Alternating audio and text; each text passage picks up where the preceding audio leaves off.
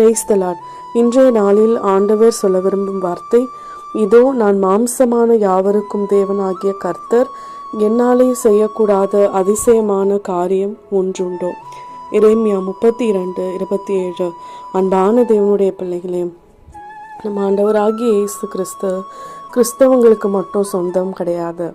அதே போல் நம்ம மட்டும்தான் ஜெபிக்கிறோம், நம்மளுடைய ஜெபத்துக்கு தான் ஆண்டவர் பதில் கொடுப்பாரு, கிறிஸ்தவங்களுடைய எண்ணங்களையும் ஏக்கங்களையும் அவர் அறிந்திருக்கிறாருன்னு எந்த இடத்துலையுமே சொல்லலை. இந்த வசனத்திலையும் கூட மாம்சமான யாவருக்கும் தேவனாகிய கர்த்தர்னு சொல்கிறார். எல்லா மனுஷங்களுக்கும், எல்லாருமே நம்ம மாம்சமானவங்க தானே, நம்ம எல்லாருக்குமே அவர் ஆண்டவர், எல்லாருக்குமே அவர் அதிசயங்களையும் அற்புதங்களையும் செய்ய அவர் வல்லவராக இருக்கிறாரு. அவரால் செய்யக்கூடாத காரியம்னு ஒன்று இல்லவே இல்லை.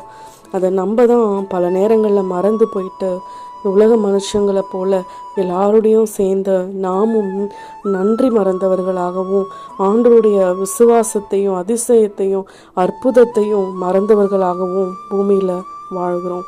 இன்றைக்கும் கூட எல்லார் மத்தியிலையும் ஆண்டவரை ஏற்றுக்கொண்ட ஒவ்வொருவரும் விசுவாசத்தோடு இருக்கும் பொழுது நிச்சயமாய் இன்னும் ஆண்டவருடைய நாமம் மகிமைப்படும், இன்னும் அநேக இடத்துல அவருடைய நாமம் தொனிக்கப்படும்.